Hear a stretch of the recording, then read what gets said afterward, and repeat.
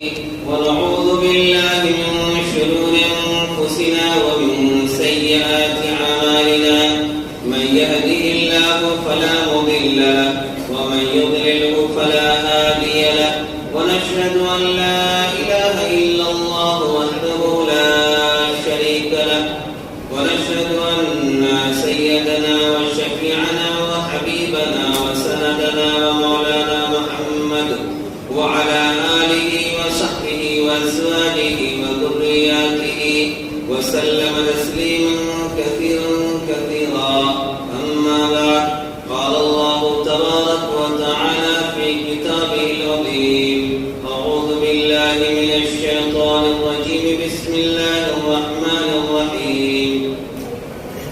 الذين ينفقون أموالهم بالليل والنهار سرا وعلانية فلهم أجرهم عند ربهم ولا خوف عليهم ولا هم يحزنون. قال النبي صلى الله عليه وسلم: بادروا بالصدقة فإن البلاء لا يتخطاها، أو كما قال عليه الصلاة والسلام. محترم بھائیوں بزرگوں، یہ رمضان المبارک کا پہلا عشرہ ہے جو رحمت والا عشرہ ہے. رمضان المبارک کے مہینے کو 3 عشرے میں تقسیم کیا گیا. پہلا عشرہ رحمت والا، دوسرا عشرہ مغفرت والا، تیسرا عشرہ جہنم سے خلاصی والا. یہ 3 عشرے ہیں. پہلے عشرے میں ہم سب چل رہے ہیں اور آج 8واں روزہ ہے. 8واں روزہ ہے، یعنی 8 روزے تقریباً گزرنے والے ہیں. اور دیکھتے ہی دیکھتے دن گزر رہے ہیں اور اللہ تبارک و تعالیٰ نے موسم کو اتنا خوشگوار کر دیا کہ روزہ رہنے والے کو پتہ ہی نہیں چلتا کہ ہم روزے سے، محسوس بھی نہیں ہوتا کہ ہم روزے سے. نہ بھوک کی چاہت ہے نہ پیاس کی چاہت ہے، اور سحری میں کتنا کھاتا ہے اور شام تک اسے ڈکار بھی نہیں آتی ہے کہ ہم نے کچھ کھایا ہے. اللہ نے ایسا موسم کر دیا، اور اس خوشگوار موسم میں بھی اگر آدمی روزہ کو ترک کر دے تو کون سا موسم آئے گا؟ ہاں بھائی، اور کون سا موسم آئے گا؟ اسی لیے اس کا ہم زیادہ اہتمام کریں. گھر کے بچوں، عورتوں، بیوی اور گھر کے جتنے افراد ہیں سب کو ترغیب دیں کہ ایسا موقع پھر ہاتھ نہیں آئے. یہ کھلی ہوئی رحمت ہم آپ دیکھ رہے ہیں، کھلی ہوئی رحمت دیکھ رہے ہیں کہ رمضان مبارک رحمت کا مہینہ ہے، برکت کا مہینہ، اور ہم اپنی آنکھوں سے دیکھ رہے ہیں. اللہ تعالیٰ ہم سب کو عمل کی بھرپور توفیق عطا فرمائے. پچھلے جمعے کو روزے کی فضیلت پر گفتگو ہوئی تھی. آج روزے کی فضیلت پر گفتگو نہیں ہوگی، آج زکوٰۃ اور صدقۃ الفطر پر بات ہوگی. اسلام کی بنیاد اور اسلام کے ارکان 5 ہیں. ان میں سے ایک اہم رکن، اہم بنیاد زکوٰۃ ہے. نماز ہر مسلمان، عاقل، بالغ، مرد، عورت، غریب، فقیر، مسکین، جاہل، پڑھا لکھا، عالم، وزیر، سب پر فرض ہے. لیکن زکوٰۃ سب پر فرض نہیں ہے. روزہ بھی سب پر فرض ہے، لیکن کچھ لوگ روزے کی حالت میں بھی مستثنا ہو جاتے ہیں اور اللہ تعالیٰ کی جانب سے معافی کا پروانہ مل جاتا ہے. لیکن بعد میں ان کے لیے رکھنا ضروری ہے. اور زکوٰۃ سب پر فرض نہیں ہے. زکوٰۃ کیا ہے؟ اللہ تبارک و تعالیٰ نے قرآن کریم میں ارشاد فرمایا: الذین ينفقون اموالهم باللیل والنہار. وہ لوگ جو اپنے مال کو رات اور دن پوشیدہ طور پر اور اعلانیہ طور پر خرچ کرتے ہیں، فَلَهُمْ أَجْرُهُمْ عِنْدَ رَبِّهِمْ وَلَا خَوْفٌ عَلَيْهِمْ وَلَا هُمْ يَحْزَنُونَ. ان کے لیے ان کے رب کے پاس اجر ہے اور ایسے دن جس دن میں لوگ خوف و ہراس میں ہوں گے، اس دن اسے کوئی غم نہیں ہوگا، وہ پریشان نہیں ہوں گے، بدحواس نہیں ہوں گے، دہشت میں نہیں ہوں گے، وہ بالکل خوش و خرم نظر آئے گے۔ دوسری جگہ اللہ نے ارشاد فرمایا هُدًى لِّلْمُتَّقِينَ الَّذِينَ يُؤْمِنُونَ بِالْغَيْبِ وَيُقِيمُونَ الصَّلَاةَ وَمِمَّا رَزَقْنَاهُمْ يُنفِقُونَ۔ ان متقیوں کے لیے ہدایت ہے جو غیب پر ایمان رکھتے ہیں اور جو کچھ اللہ نے انہیں دیا ہے اپنے مال میں سے خرچ کرتے ہیں۔ یہ مال جو آپ کو ہم کو اللہ نے دیا ہے، اس مال میں اور بھی لوگوں کے حصے ہیں، صرف ہمارے نہیں ہیں۔ ہم ذہن میں یہ رکھتے ہیں کہ ہم کماتے ہیں تو اس کا مالک ہم ہیں، ہم چاہے جیسے خرچ کریں، ہم کو کوئی نہ روکے، نہ ٹوکے، نہ کہے۔ نہیں، اس مال میں صرف آپ کا حصہ نہیں ہے۔ آپ اس کی مثال سمجھیے، ایک آدمی غیر شادی شدہ ہے، 5,000 روپے ماہانہ کماتا ہے، پھر شادی ہو گئی، اس کی زندگی میں ایک بیوی آئی، اس کی آمدنی بڑھ گئی، اب 5,000 کے بجائے 8,000 کمانے لگا۔ ابھی سال گزرے تھے کہ ایک بچہ پیدا ہوا، اس کی آمدنی پھر 2-3,000 بڑھ گئی، 10 سے 12,000۔ تو آپ کہیں گے کہ ہم تو 12,000 روپے ماہانہ کماتے ہیں، یہ پیسے ہمارے ہیں، وہ آپ کے نہیں، آپ کے 5,000۔ 3,000 آپ کی بیوی کا ہے، 3,000 آنے والے اس بچے کا ہے، آپ کا نہیں۔ آپ کے اکاؤنٹ میں وہ پیسے ٹرانسفر کیے گئے ہیں، آپ کے نام پر ٹرانسفر کیے گئے ہیں، روزی اس کی ہے، آپ نہیں کھلا رہے اسے۔ اب پھر کچھ سال کے بعد 2-4 بچے ہوئے، آپ کی آمدنی 10,000 سے 50,000 پہنچ گئی، تو آپ کہہ رہے ہیں کہ یہ پیسے میں کما رہا ہوں۔ نہیں، آپ کی وہی 5 ہے، آپ کی وہی 5 ہے۔ آپ کی زندگی میں جو 5-7 افراد بڑے ہیں، یہ ان کے پیسے ہیں، آپ کے نہیں ہیں۔ بات سمجھ رہے ہیں؟ یہ ان کے پیسے ہیں، آپ کے نہیں ہیں۔ آپ کی تو ضرورت اتنی سی پوری ہو رہی ہے، لیکن یہ جو 7-8 افراد آپ کے گھر میں جڑے ہوئے ہیں، ان تمام لوگوں کی ضروریات آپ سے ہو کر کے پوری ہو۔ ہمارے ذہنوں میں ہے کہ ہم پوری کر رہے ہیں، لیکن اللہ تبارک و تعالیٰ آپ کے نام پر اس کی روزی ٹرانسفر کرتا ہے۔ کیوں؟ کہ گھر کے گارجن آپ ہیں، گھر کے ذمہ دار آپ ہیں، گھر کے نگراں آپ ہیں، اسی لیے اللہ تبارک و تعالیٰ آپ تک منتقل کر رہا ہے اور پھر آپ اس کو خرچ کریں۔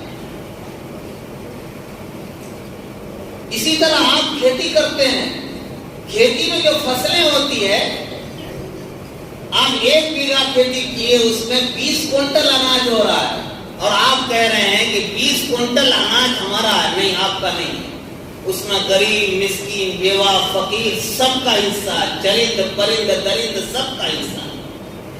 اپج میں بڑھوتری ہو گئی، اپج میں زیادتی ہو گئی، تو یہ آپ کا کمال نہیں ہے، یہ آپ کی وجہ سے نہیں ہوا، آپ نے بہت زیادہ محنت کی اس لیے بڑھ گیا، ایسا نہیں ہے۔ اللہ نے ان تمام لوگوں کی روزی اس میں دے دی ہے، اس لیے اناج بڑھ گیا۔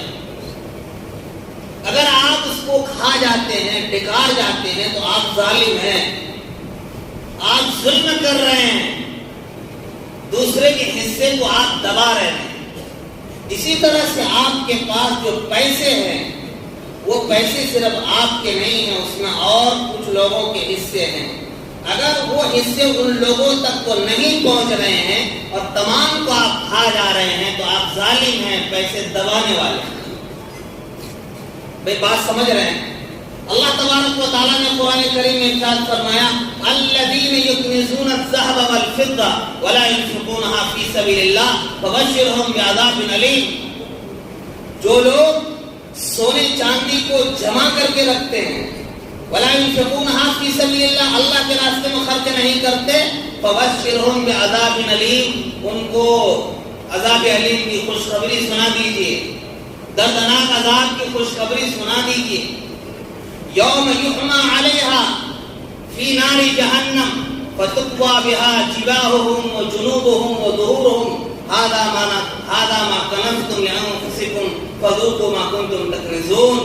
جو لوگ مال کو اکٹھا کر کے رکھتے ہیں، جمع کر کے رکھتے ہیں اور اس مال میں جو زکات فرض ہے اس کو نہیں نکالتے، اللہ فرماتا ہے اس مال کو پگھلا کر، اس مال کو پگھلا کر اس کے پیٹھ کو، پشت کو، پہلوؤں کو داغا جائے گا۔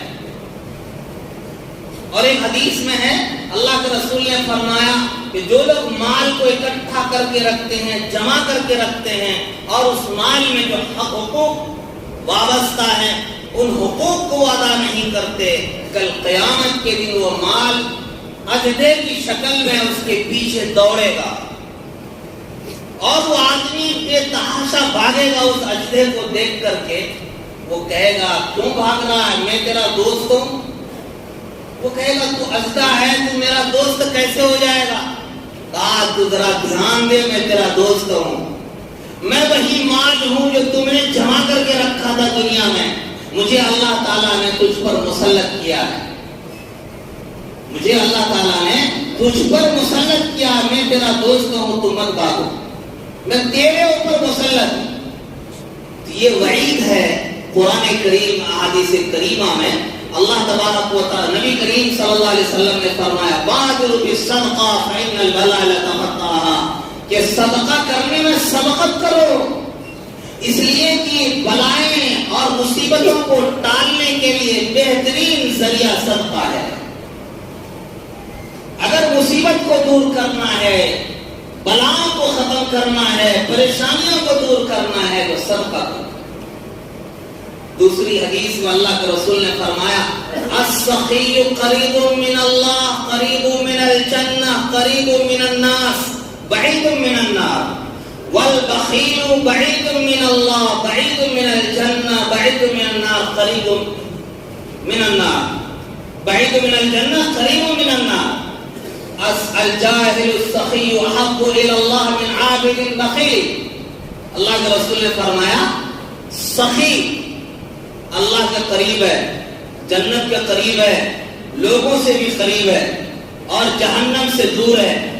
بخیل اللہ سے دور ہے، جنت سے دور ہے، لوگوں سے دور ہے اور جہنم سے قریب ہے۔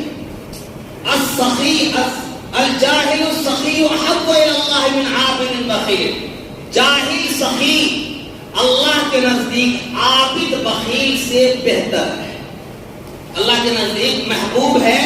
جاہل سخی اللہ کے نزدیک محبوب ہے عابد بخیل سے۔ ایک آدمی خوب عبادت کرتا ہے، خوب نفلیں پڑھتا ہے، خوب تہجد پڑھتا ہے، لیکن وہ بخیل ہے، اللہ کے راستے میں صدقہ نہیں کرتا، اللہ کے راستے میں خیرات نہیں کرتا، غریب پرور نہیں، یتیم پرور نہیں، لوگوں کے دکھ درد میں کام نہیں آتا، تو یہ عابد بخیل اس جاہل سخی سے کمتر درجہ رکھتا ہے۔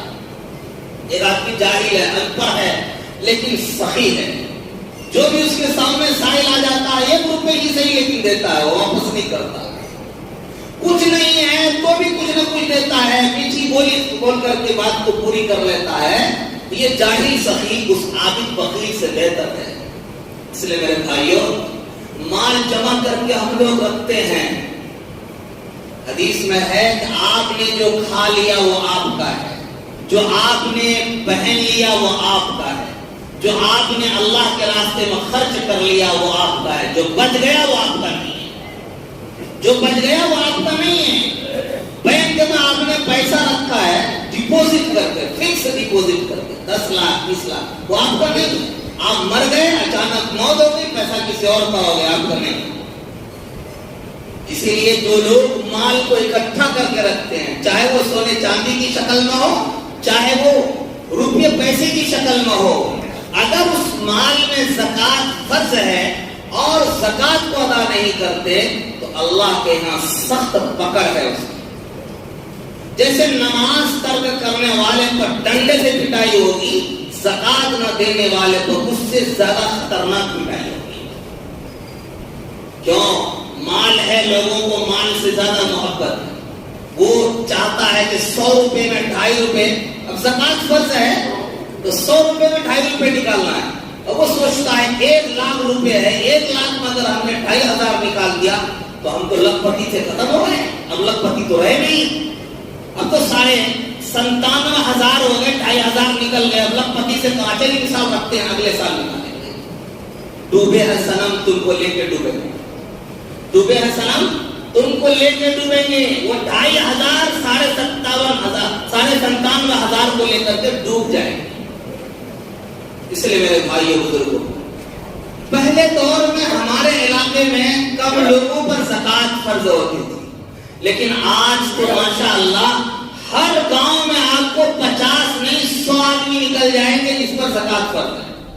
آپ کو بتائیں 5 بیگھہ زمین سود بھرنا لے رکھا اس نے، کریلا نیم چڑھا، کریلے کا سبزی کھایا آپ نے، اس کریلے میں نیم کا پتا بھی ڈال دیجیے تو میٹھا ہو جائے گا. کیا بھائی اور بھی کڑوا ہوگا نا، اسی لیے کہا گیا کریلا نیم چڑھا. کریلے کی سبزی میں اگر نیم کا پتا ڈال دیے تو اور کڑوا بن جائے گا. سود بھرنا زمین لیا، آپ ایک گناہ کیے، اور وہ جو پیسہ فکس آپ نے دے رکھا ہے 2 لاکھ 4 لاکھ، اس پیسے پر زکوٰۃ فرض ہے. ڈبل گناہ کے حقدار ہیں آپ. کان کھول کر سنیے، ڈبل گناہ کے حقدار ہیں. ایک تو سود خوری کا گناہ اور دوسرا زکوٰۃ اس پیسے پر نہ نکالنے کا گناہ. 2 ڈبل گناہ ہو رہا ہے. اور لوگ سمجھتے ہیں کہ ہم تو غریب آدمی ہیں، ہم پر زکوٰۃ کہاں فرض ہے.